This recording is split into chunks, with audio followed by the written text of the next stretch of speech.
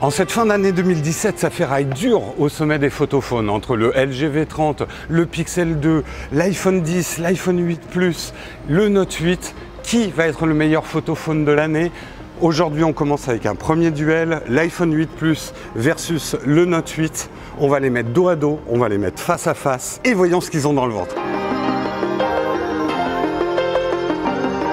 Encore une fois, cette année, votre obsession absolue, ça va être de me demander « Mais Jérôme, quel est le meilleur photophone ?» Par rapport à ça, j'ai deux choses à vous dire. Aujourd'hui, si on parle des hauts de gamme dans les smartphones, les différences en photo et en vidéo, ça tient dans un mouchoir de poche. Il faut vraiment avoir l'œil très affûté ou s'y connaître vraiment pas mal en photo pour voir les différences. Et justement, c'est cette excellence générale des photophones haut de gamme qui fait que cette année, encore plus que toutes les autres, la vraie différence entre ces photophones, ça va être vous. N'oubliez jamais, tout au long de ce test, la technologie, c'est ce qui fait 10% de la qualité d'une photo. Quelqu'un qui fait des photos de merde, vous lui mettez le meilleur photophone dans les mains, il fera toujours des photos de merde. Bref, on est là pour parler de la technologie, mais ça ne veut pas dire grand-chose finalement pour faire une bonne photo. Alors, je sais aussi que dans les commentaires, il y a des gens qui vont me dire « Ah oui, mais il y a des XO, il a mis 98% à celui-là, 94% à celui-là, donc il est nul celui-là. » Des XO, avec tout le respect que je leur dois, c'est des très bons scientifiques, c'est des très bons tests,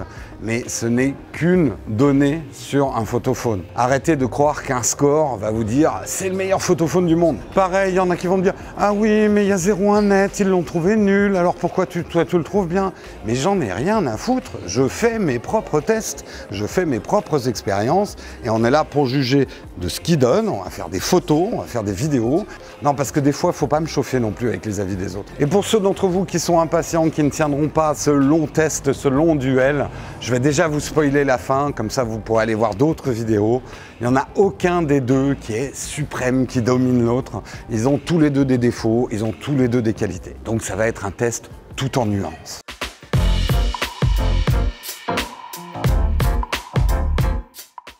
Et justement, on va commencer à parler de l'ergonomie des deux appareils, parce que ça, par exemple, c'est pas un truc que prend en considération le score de DxO. Est-ce qu'ils sont agréables à utiliser? Est-ce qu'on fait des photos facilement avec? Est-ce qu'on prend du plaisir? Moi, c'est ce que j'appelle tout le feeling d'un appareil photo. Alors, on va commencer justement avec le Note 8. Est-ce qu'il est agréable à prendre en main pour prendre des photos? Je trouve que c'est beaucoup plus agréable que ce qu'on a connu, par exemple, avec les Galaxy Edge, qui avaient des bords un peu trop fins. Là, la prise en main, elle est bonne pour faire des photos. Là où le Note 8 a vraiment une supériorité, je trouve, par rapport à l'iPhone 8, c'est son écran. C'est vrai qu'on vous a pas menti, l'écran du Note 8, il est à pleurer tellement c'est beau. C'est très flatteur, les photos vous pètent à la gueule et surtout, la luminosité est excellente. Et ça, c'est important, la luminosité, parce que quand on prend des photos, s'il y a du soleil, il faut qu'on voit ce qu'on est en train de faire. Je reviens sur les couleurs de cet écran.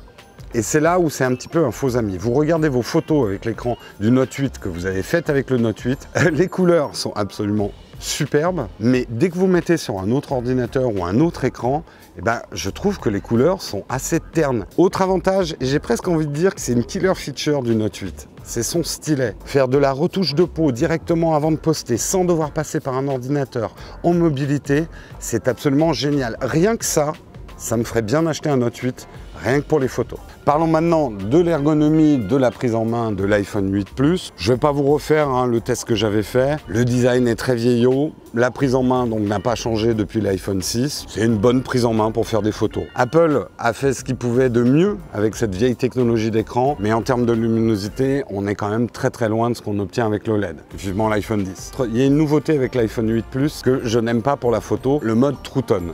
On ne peut pas le désactiver. J'ai pas l'impression qu'il se désactive automatiquement quand on est en mode photo et ça peut générer des erreurs, je trouve, surtout en vidéo pour la balance des blancs. Je vous rappelle que le True Tone va adapter le blanc de l'écran par rapport à la lumière ambiante et il faudrait qu'on puisse le désactiver facilement quand on est en mode vidéo ou en mode photo. On parle rapidement de la partie logicielle et notamment l'application photo de base. Sur le Note 8, on a un accès quand même très rapide à l'app et le déclenchement est plutôt satisfaisant. L'app photo Samsung, elle est bien, elle est très complète, il y a un mode pro. Je trouve juste que c'est un petit peu fouillis et parfois il faut faire un ou deux touches pour arriver à une fonction, c'est pas toujours très pratique. En termes d'écosystème d'app, j'ai envie de dire maintenant sur Android ça va. Depuis qu'il y a Lightroom, il y a Snapseed, on va trouver de quoi retoucher ses photos. Par contre, au niveau des apps pour la vidéo, c'est encore très pauvre, je trouve, dans le monde Android. Il n'y a pas une vraie bonne app de montage vidéo, en tout cas que je connaisse. Sur l'iPhone 8, l'app qui permet de prendre des photos,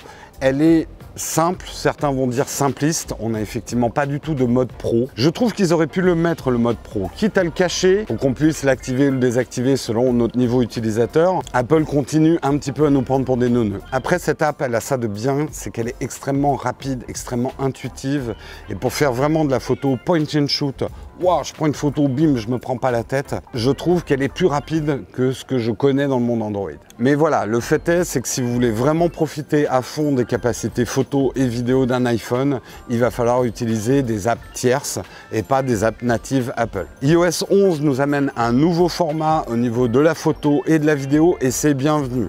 Les fichiers prennent beaucoup moins de place et il fallait quand même bien ça, vu les modes notamment vidéo qu'on a sur l'iPhone 8 Plus. De la 4K en 60 images secondes, il y a intérêt à avoir une putain de bonne compression. L'écosystème, il est quand même bien plus fourni sur iOS, surtout dans le mode vidéo, où là on va retrouver des vraies apps de montage vidéo. Mini conclusion de cette partie ergonomie, on va dire que les deux sont quand même très agréables à prendre en main, faire des photos est quand même un plaisir. Petit avantage sur l'iPhone 8, pour sa simplicité, sa rapidité, c'est vraiment pour moi le champion du point and shoot, de la photo sans prise de tête. Par contre, le Note 8 permet des fonctions d'édition et des photos un peu plus pro, si vous voulez aller un peu plus loin en photo.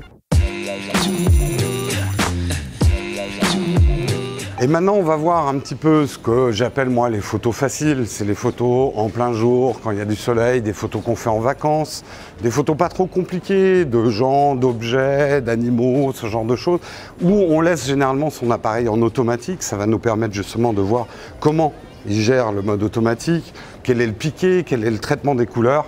On va voir ça tout de suite. Au niveau de ces photos, comme on l'a dit au début, ça va être très difficile de les départager. Ils sont tous les deux excellents pour les photos de paysage, les photos avec du soleil. Tout au plus, on constatera que l'iPhone cette année tire un petit peu sur le jaune et le Note 8 tire un tout petit peu vers les bleus. Le Note 8 d'ailleurs, je le trouve parfois inconstant au niveau du traitement des couleurs.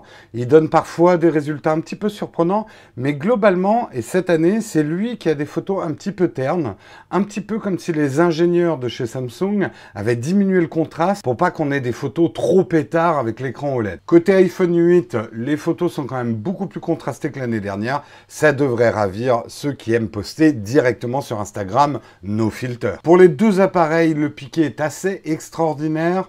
Comme d'habitude, chez Samsung, on ajoute un petit peu de rimel, on le voit quand on grossit, ça donne un côté un tout petit peu plus illustration, mais on va pas chipoter, c'est quand même des très beaux piqués. Au niveau de ce qu'ils appellent le téléobjectif, donc qui permet de faire du zoom x2, les deux sont bons, je trouve qu'il y a vraiment une bonne qualité. C'est vrai que sur le Note 8, le deuxième objectif est stabilisé, ça donne peut-être un léger avantage. De la plage dynamique, les deux sont excellents. On remarquera quand même qu'Apple a fait de gros progrès sur le HDR, les résultats sont complètement bluffants. Piqué couleur plage dynamique, Note 8, iPhone 8, on leur met 8 sur 8, c'est vraiment d'excellentes photos en pleine journée, toutes les photos normales, vous n'aurez qu'une seule envie, c'est de les partager immédiatement.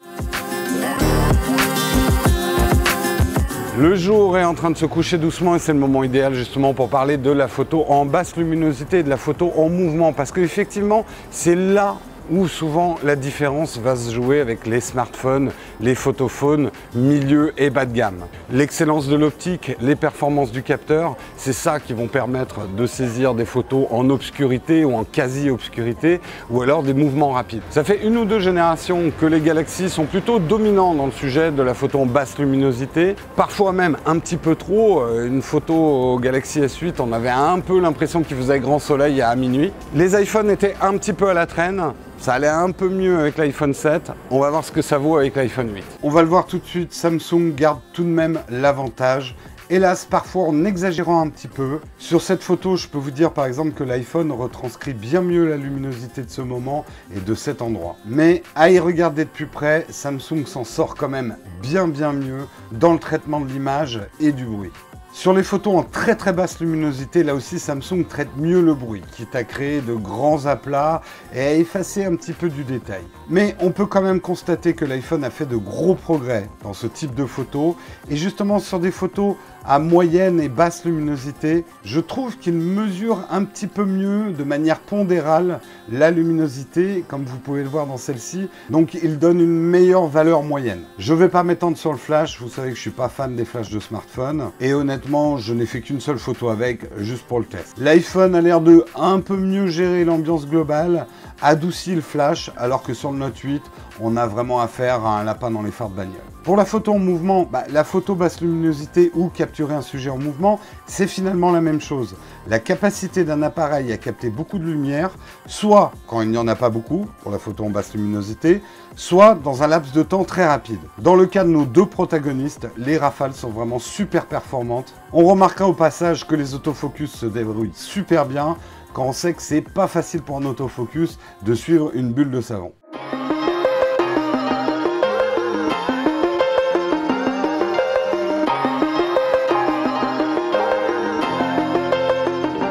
Et maintenant, on va parler justement de ce fameux mode portrait, ce mode avec ses faux bokeh, cette fausse profondeur de champ. Ces deux caméras utilisent le fait de l'écartement en fait, de leurs deux objectifs pour pouvoir créer ces faux effets. On va tester ça, on va faire des vrais portraits, avec une vraie mannequin, on va être rejoint par Sarah. Sarah, vous la connaissez déjà des tests qu'on avait fait sur le GH5 et elle a accepté de venir se prêter au jeu.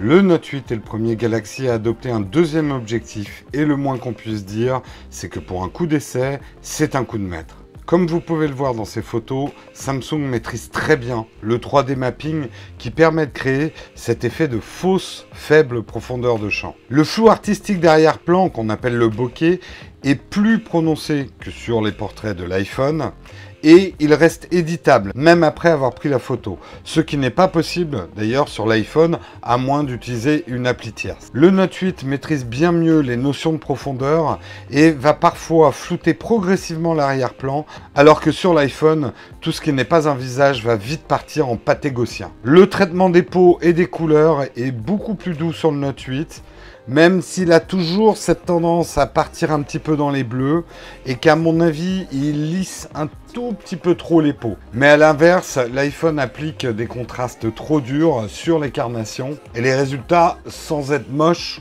sont moyens.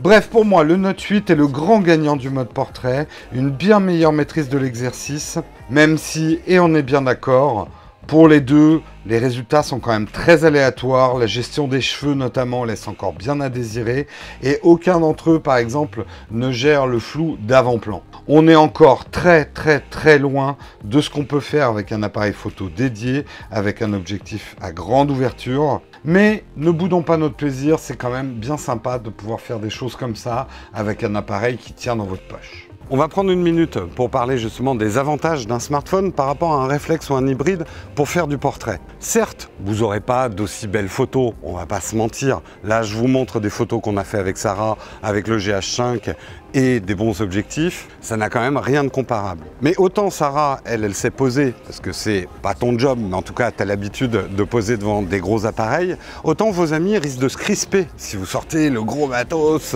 le gros objectif, avec un smartphone, ils seront beaucoup plus naturels. Et qu'est-ce qu'on attend d'un portrait finalement? C'est des attitudes humaines. Donc vous aurez probablement des résultats au niveau de votre sujet qui seront beaucoup plus intéressants qu'avec un gros appareil photo. On s'en fout du bokeh, on s'en fout de la technique. L'important, c'est le sujet. Oh, smartphone, dis-moi qui est le plus beau. Et oui, dans le monde de Facebook, d'Instagram et autres Snapchat, la caméra de façade, c'est un enjeu majeur dans les photophones. Apple l'a enfin compris, ils ont augmenté depuis une génération les capacités de la caméra de façade. Mais c'est vrai que Samsung a historiquement une longueur d'avance de ce côté-là. On va voir ce que ça donne cette année. Bonne occasion de tester justement la caméra en façade pour voir si ça stabilise bien quand on est en mode vidéo blogging sur le Galaxy Note 8 ou sur l'iPhone 8. Ça va permettre de voir aussi comment est le son du micro de façade et l'image, comment ça réagit. Donc petit test et on dit bonjour. Salut les gars! On vous voit. Comme on le voit clairement pour le mode vlogging, le Note 8, image stabilisée, un bien meilleur micro. Si votre truc c'est de faire du Snapchat, c'est de faire du vlogging, il n'y a pas à hésiter, ce n'est pas l'iPhone qu'il vous faut.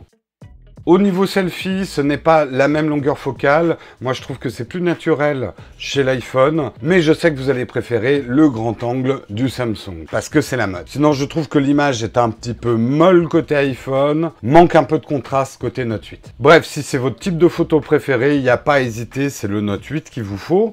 Mais je me dis, il serait bien en train de gagner le duel, ce bougre.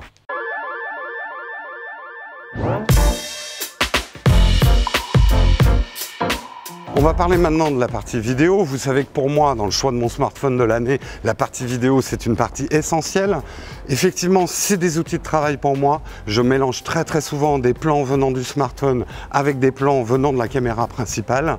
Et c'est pour ça, j'ai vraiment besoin d'une très bonne qualité. Aujourd'hui, la stabilisation est certainement l'argument numéro 1 pour la vidéo sur un smartphone. Apple, depuis quelques années, excelle, proposant déjà depuis, je crois, 2-3 ans, de la 4K stabilisée. Mais ça y est, avec l'arrivée du Note 8, on a enfin de la 4K stabilisée sur un smartphone Galaxy. Mais l'iPhone a un nouveau tour dans son sac, c'est de la 4K Ultra HD, mais à 60 images secondes.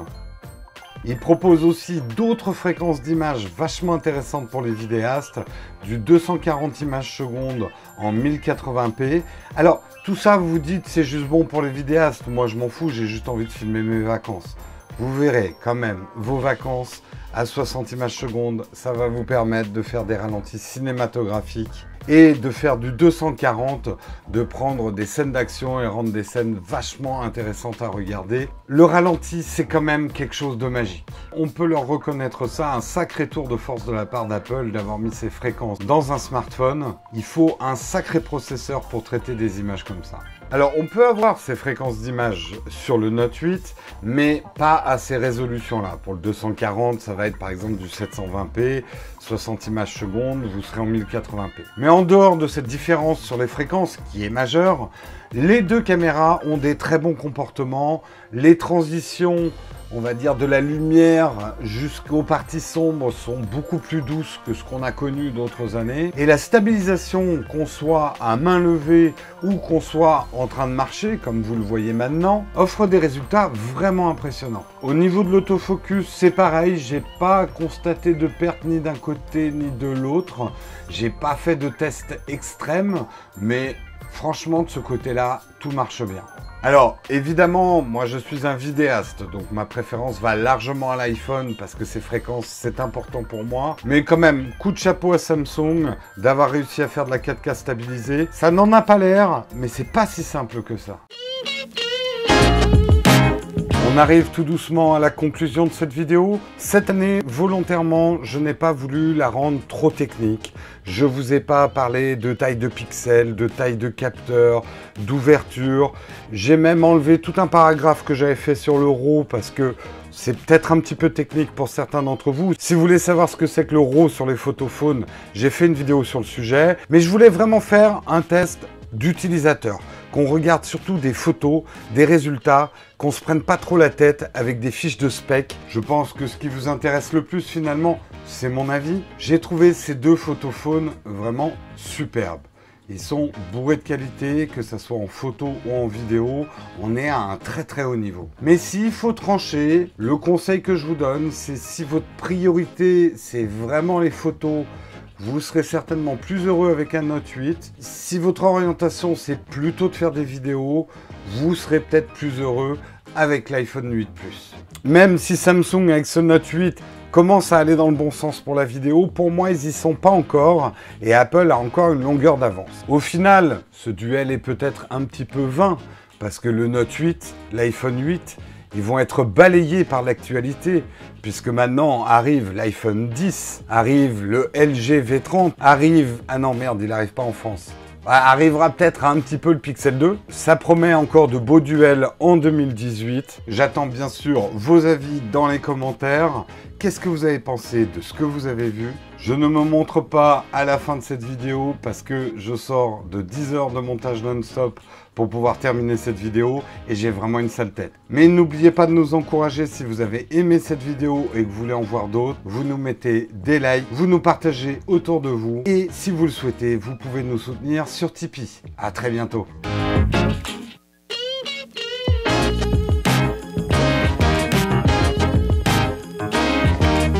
Et un grand merci à Sarah, à Salah et à Soli de m'avoir aidé pour cette journée de tournage ou même ces plusieurs journées de tournage. Merci.